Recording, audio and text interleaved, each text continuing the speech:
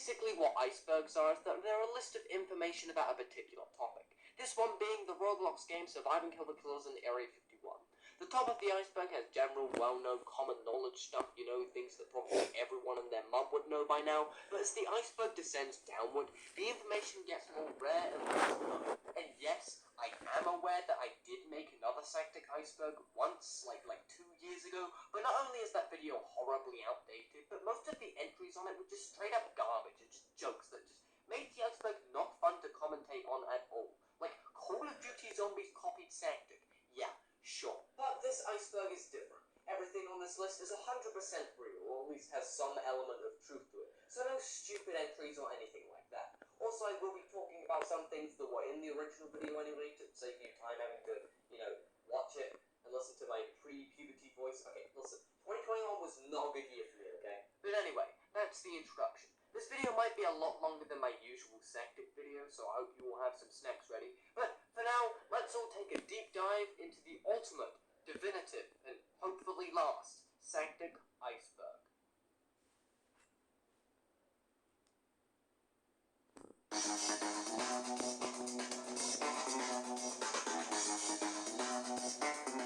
Homo Mafia 1. Homo Mafia 1 is the lead developer and creator of Survive and Kill the Killers in Area 51, and while Sanctic is certainly his biggest Roblox game by far, he has worked on some other projects in the past, such as Humans vs. Zombies, and he's been on Roblox since 2014, and he's been developing for the platform ever since. But yeah, if you didn't really know who Homo Mafia 1 is already, then maybe this iceberg isn't for you. Although not too much is known about the guy, I've spoken to him a couple of times, and despite English not being his first language, he's a pretty cool dude, definitely one of the nicer Roblox developers out there. Also, I know he's watching this video. Hi Homer, what's up? Invincibility Star.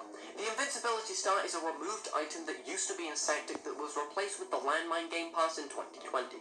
What the item did is that when you used it, it made you invincible from damage and allowed you to kill any killer instantly for 30 seconds. Pretty broken, maybe you can see now why it was removed. Of course, when this change happened, a lot of Sanctic players got incredibly upset over this, and they're still going to this day, begging the developers to give them a refund for the item that they originally paid for on the info stolen and copied so many times at this point, much like many other old Roblox horror games, which explains why there are dozens and dozens of Area 51 games all over Roblox with the exact same map template. And this is actually how Sanctic came into existence. But no, in short, Sanctic is not the first Area 51 game. Far from it, actually. Sanctic test servers. Sanctic test servers are a direct copy of the main Sanctic game published on Homo Mafia 1's group. Like the name implies, the game is mainly used for testing upcoming updates, new features, and other things of that nature. Now this entry is dedicated to all of the people in my comment section, most notably the people who come to my videos, see a Sanctic update, assume it's in the main game, go to the place in the main game, the update's not there, and then call me a hacker and dislike and unsub. When it's just in the Sanctic test servers, it's not in the main game. Just read the description, do your research. Currently, at the time of recording this video, Sanctic test servers haven't updated in a very long time, but if you want to go check them out for any future updates they might have, I'll leave a link to the game page in the description. The Dying Noob.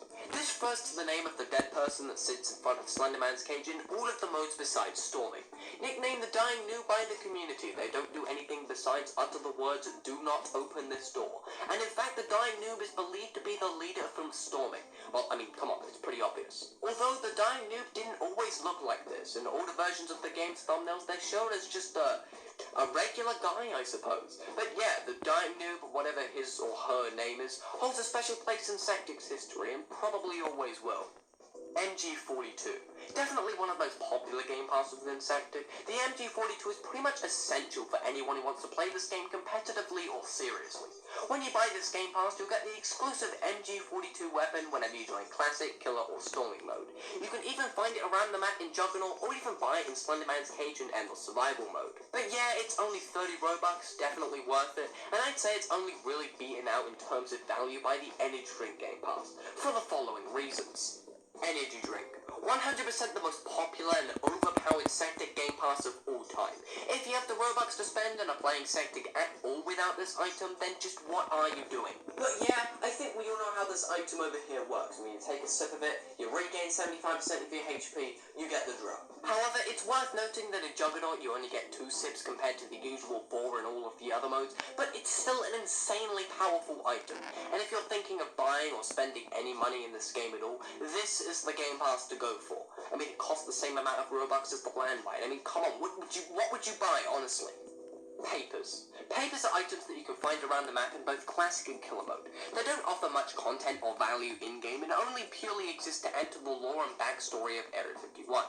The stuff written on the papers ranges from everything from survivors' tips to lore about certain killers, and there are 13 in total to collect. If you want, I'll leave a wiki page in the description that lists them all and where to find them. I have to say, for someone that doesn't play Classic mode that often, some are a fun read, although others are rather boring. Obtaining the crossbow. As most of you hopefully know by now, to get most of the guns within the Sanctic mode, you have to look for them around the map. Unless you have the VIP Game Pass, of course, in which it gives you all of the guns pretty much immediately within Classic and Killer mode. However, there is one weapon that works a bit differently to the rest, and isn't even included in the VIP Game Pass bundle, and that weapon is the crossbow. The crossbow is unique in that you have to complete the kill house parkour in under 45 seconds in order to be able to receive it in each of the modes. But it doesn't really matter anyway, because the crossbow sucks. It's like the worst weapon in the game. I mean, there's like 12 arrows that you can use, and then bam, boom, you're done. You have to go back to an ammo box, and the arrows take bajillion years to explode. Well, I mean, it is a free weapon, so it makes sense. But like, the VIP Game Pass is only like a couple cents, like in real world money, and you get all the guns for free. So, I'm not sure why you wouldn't use those, but you know, if you don't have Game Passes, I guess you could use the crossbow. It's definitely very strange. You can't even get the crossbow in either Juggernaut or Endless Survival out of the mystery box if you don't meet the requirements to obtain it. Kind of like finding MG42 if you don't have the Game Pass. I mean, it's not like the parkour is hard or anything, it's just strange, and I guess it does give you a reason to play Kill House mode. Atomic Bomb.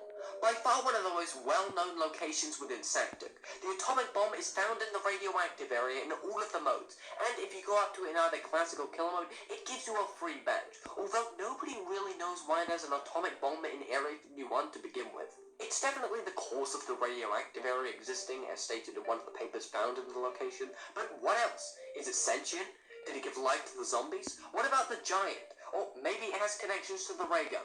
Nobody really knows, but hey, at least now you know how to get a free badge if you didn't already.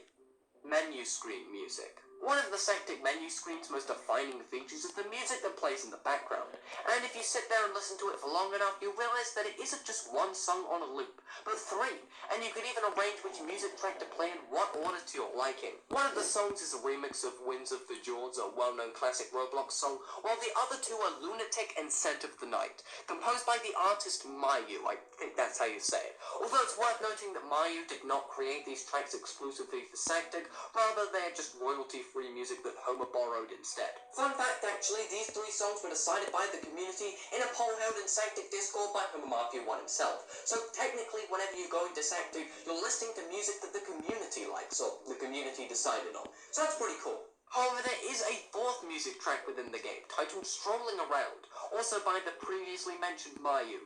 However, the only way to get it was through completing the Vicious Quest badge in Halloween of 2022, so it's since unobtainable today. Sanctic vs Sancticia 51. The debate over the true way to pronounce this game title has been the cause of several arguments within the Sanctic community in the past. See there, I just did it again. Some people, like me, prefer Sanctic. It's short and easy to say. Although some people will instead use Sancticia 51, which, you know, it's fine. I use it in my video titles after all. This is something that I believe you can really make up your own mind on. One of the loading screens mentions that both are valid, and since the loading screens were written by Homer himself, then yeah, this mystery's been solved. Silent Killer Nerf. The Silent Killer badge is one of the hardest, if not the most challenging badge to obtain in Sanctic.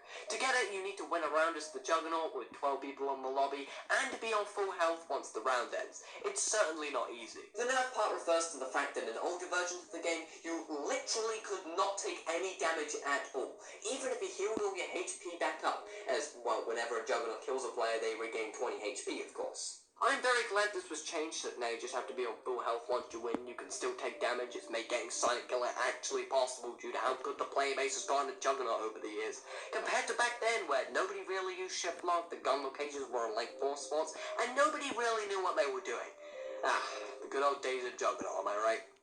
Killer Case Files, one of the few collection elements within Sectic. The Killer Case Files are items that are rarely dropped by killers within classic modes with an estimated 5% chance. The case files themselves don't do anything besides providing facts about said killer, the amount of times you killed them, as well as their origin and background. Interestingly though, there are some case files that work a bit differently, such as bosses for example. Bosses always drop their case file with a 100% chance. Well, except the giant zombie, but he's not really a boss, is he? He's just a big guy.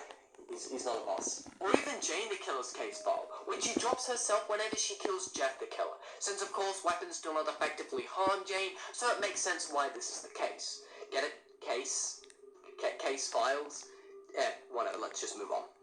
Call of Duty Zombies references. Within Sectic, there are many references to other games and media, the most prevalent of these being Call of Duty Zombies. For example, the ray gun and all of the sounds associated with the weapon are taken directly from Call of Duty Zombies. The whole Endless mode is based off of the round system of Call of Duty Zombies, and there are many more examples. I'll leave a wiki page in the descriptions if you're interested to know about all of them. But yeah, I think it's safe to say that Homer is a pretty big Call of Duty Zombies fan. Can't say I've ever played the game myself though. Execution Room. The Execution Room is a small hidden room that you can only open with the golden key found in the teleport to office room in both classic and killer mode. Of course, you get given the badge once you enter for the first time, but what's strange is what's inside the Execution Room. There are many torture devices present, such as electricity lamp and random chains hanging below a surgery table. What's odd is that the fact that this room has existed in Sectic for the longest time, and nobody's really questioned its existence. I mean, even when Log added to the game, the Execution Room remains. I mean, what's its purpose? Well, okay, its purpose is pretty obvious, you know, killing people. But who? Soldiers? Killers? Intruders, perhaps? Nobody really knows. It's worth noting, though, that at one point there were even more torture devices in this room, such as a guillotine, an electric chair, and it even had a full-on dead person in the room. More information on that later down the iceberg, though, so stay tuned.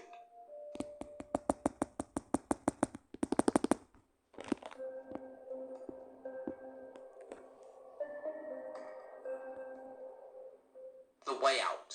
The Way Out is a classic Sectic Easter egg that has been in the game since nearly the beginning. To get the badge, simply go back from the main area, enter the small soldier hangar on the left of the exit, jump down the trapdoor, and you'll find yourself in a small, dark, ominous room along with a pop-up reading Game Over. From here, simply walk into the "You Are Trapped" sign and you'll find yourself in a tunnel. Jump over a couple of pits of death and a few very easy to avoid spikes, and you'll reach the end. Bam, boom, you're done. Although this badge used to be really annoying to get, nowadays it's super easy to obtain. Like, almost too easy. You can get it in like 30 seconds with a YouTube tutorial. It's not really known why The Way Out was added into the game in the first place, or why it's even still in the game. It doesn't really seem to fit with anything else in Sectic, but hey, it's still here. Sectic 2.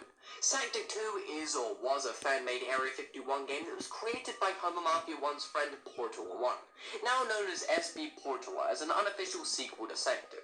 What set Sectic 2 apart from the main game was having a huge map with various locations, many different types of killers, and all different references and hidden Easter eggs here and there. Around the time that Sectic 2 came out, I think around 2016 or 2017, the main game, or Sectic 1, was still pretty much a baby. I mean, there really wasn't much to the game, so of course Sectic 2 attracted a large audience to it. Most notably the people who found, the main game boring, it didn't have many updates, wasn't getting updates. Wow, things haven't changed at all in the past 7 years. However, as the months went past and Sectic ultimately got better with the addition of new modes, killer pathfinding, and overall a gameplay experience that was just more enjoyable than Sectic 2's and less buggy, the game would eventually be set to private by SB Portula sometime around 2017 or 2018, effectively shutting down all access to it. But that's not the end of Sectic 2's legacy. Things get a bit messy around this point, but here's how the story goes. Sometime during the shutdown, SB Portula handed over the game files to a guy named General Punctuation to be Sectic 2's new owner and creator, and the game was republished, although this didn't hold up forever. And of course, through many Roblox updates and changes, Sectic 2 eventually broke beyond repair, and sees only a few players visit it each day, compared to normal Sactic's massive player count. Sactic 2 is a perfect example of where you try and push quantity over quality in a game, and due to the lack of updates, it ultimately falls beyond fixing it. And although I will praise the ideas the game has going for it, and I did make a standalone video on Sactic 2 a while ago, at this point it's just another piece of Sactic's bizarre history, and nothing more. I'll leave a link to the re-uploaded game in the description because, well, some of the stuff in the game is quite creative and definitely worth a play. Hate and Rage. Hate and Rage are the two substances that possess and control the boss Aberration and her corrupted one minions. The black stuff being hate and the red glowy